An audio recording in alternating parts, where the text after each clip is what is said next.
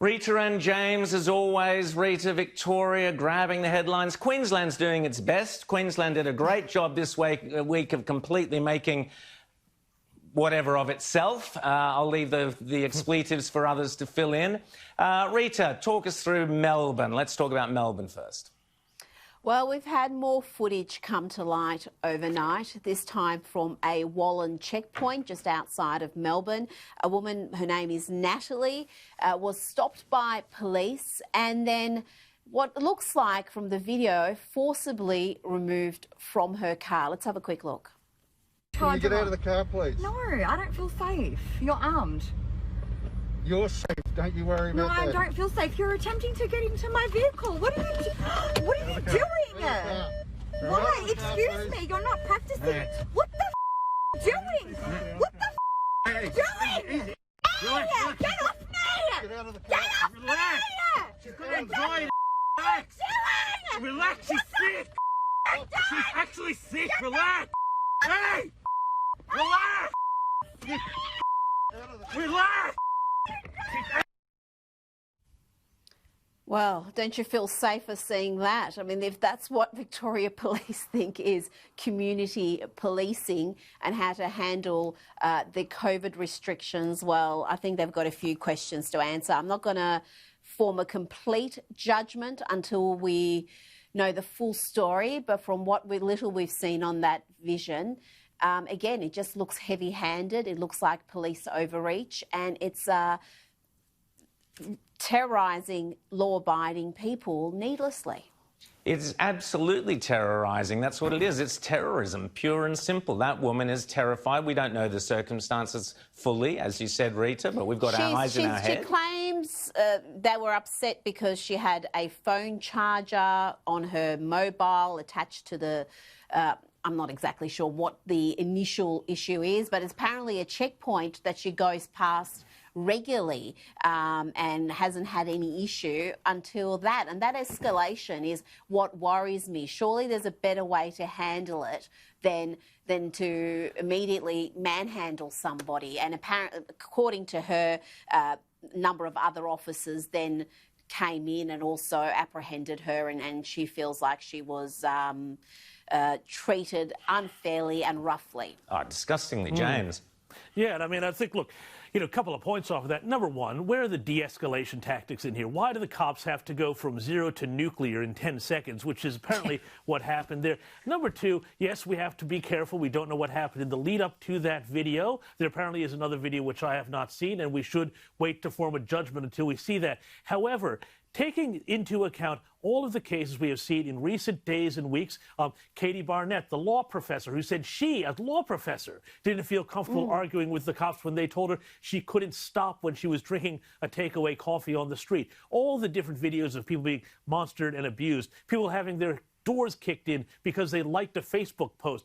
This is simply not Australian. This is not on. And in the leftist, most woke state in Australia, you would think, that this would be the sort of police overreach that they would condemn. And yet everybody says, oh, Dan, go harder, tell these terrible people, what they can do.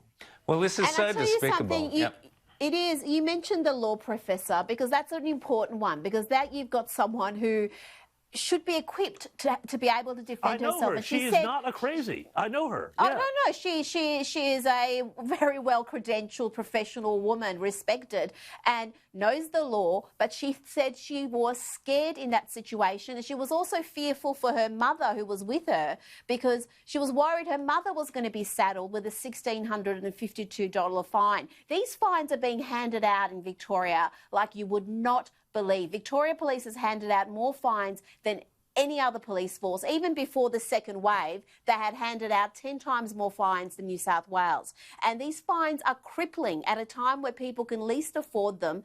And no wonder they're scared. No wonder that they don't want to argue back, even if they know legally they've got grounds to do so. Well, the point is a QC, Michael Wisely, I think his name is, has come out and said that Melbourne QC has said that he thinks the lockdowns are illegal, and this is the key point. There is no scientific justification from anywhere around the world for the extremity of these police measures. Nowhere. There is no medical reason for them, there's no scientific reason for them, and nowhere else in the world have these measures been shown to be effective in what they're trying to do. We now have the situation where we have a QC saying that he believes that Victoria's laws are illegal, and he's saying, not me, he's saying that the public should not have to obey them, that there is no reason... Well, he's talking specifically about the curfews there, isn't he, Rowan? Yes, the curfew, absolutely. The curfews, which are mandatory, 8 p.m.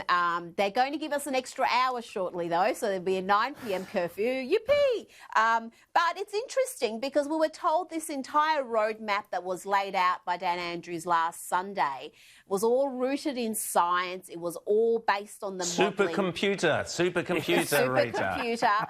But I tell you, the world-leading scientists who were part of that modelling have gone public to distance themselves from that very roadmap. It's astonishing. Both the Herald Sun and the Australian had stories with these leading scientists saying these measures are too stringent, that the modelling needs to be updated. In fact, the man who did the bulk of the modelling, he'd never had a meeting with the Victorian government in the lead-up to the announcement last Sunday. I mean, what sort of a clown show are they running where they don't even sit down with the people who have done the modelling to see what the what it all means and what are the best scenarios and the inputs. The inputs apparently need to be updated already. I'm just astonished that this arrogant government, no matter how many stuff-ups it has, it maintains that its way is the only way. Every other way would lead to catastrophe.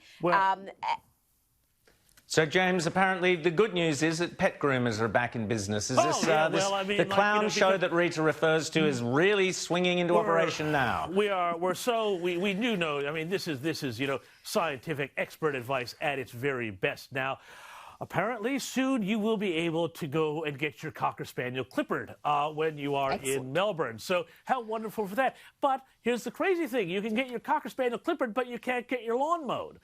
We had Jim Penman on last week who said that a whole of his people can't go out and mow lawns in people's suburban yards where you don't have to meet anybody. And yet, if you take your dog to the groomer, you've got to take your dog and give it to the groomer and go to the groomer and get the thing back from the groomer. And that's much more human interaction. But apparently, I don't know, the expert panel is saying this, although maybe we need to check, do a little bit of investigative reporting. Does Dan Andrews have a poodle that's looking a bit scruffy? Are there Victorian cabinet members whose Burmese cats just need to have a good brush out? There seems to be so little rhyme or reason to this here. Well, that's the problem. It's the lack of logic. You can't versus another. Like, you can't it's like the same thing with the curfew.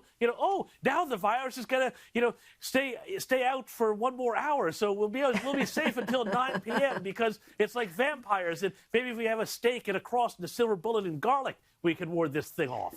There was, on a more serious note, one of the things is not only the lack of logic but the lack of consistency, but the lack of truth-telling. And we now have a suggestion on Friday, I think it was in the Age newspaper, Rita and James, that the 20-year-old corona victim, it was big news at the time, Dan Andrews, someone 20-year-old has got this virus. So, of course, everyone freaked out, didn't they, James? Now, it turns out it's a different story. We were not told the truth, I mean, possibly. it's still a tragic story because, of course, every death matters, not just deaths from coronavirus. But back on August 14th, Dan Andrews got up and very solemnly said, we've had our youngest ever victim of coronavirus, in his 20s, blah, blah, blah. The idea being, and this was picked up by the whole lockdown Larry contingent across Australia, that this is not just a disease that hurts old people, but that anybody can be affected. Well, now it appears that there's a suggestion from those familiar with the investigation into it that this may very well have not been a COVID-19 case, but rather a drug overdose. So that was used to scare people into thinking that this disease is of a huge risk to people even in their 20s. Rita, the World Health Organization. That was deliberate. That Absolutely. scaremongering was so deliberate, saying this disease does not discriminate, when we know all the stats tell us that it does discriminate. It targets, it disproportionately harms people who are older or with pre-existing conditions. And yet we've got the Premier standing up there just trying to scare people. And now we've got the World Health Organisation's latest data. Remember at the start of this pandemic, it was feared that the fatality rate was as much as 4%. Yep. Now, they're saying it's between 0.5 and 1%. So nowhere near as deadly as initially thought, which is good news. It's good news that you probably aren't reading much, but Financial Review carried it yesterday, which was fantastic. But that is something important that we've got to acknowledge, that what we now know about the virus is very different to what we thought back in late March, early April. And we have to adjust policies accordingly.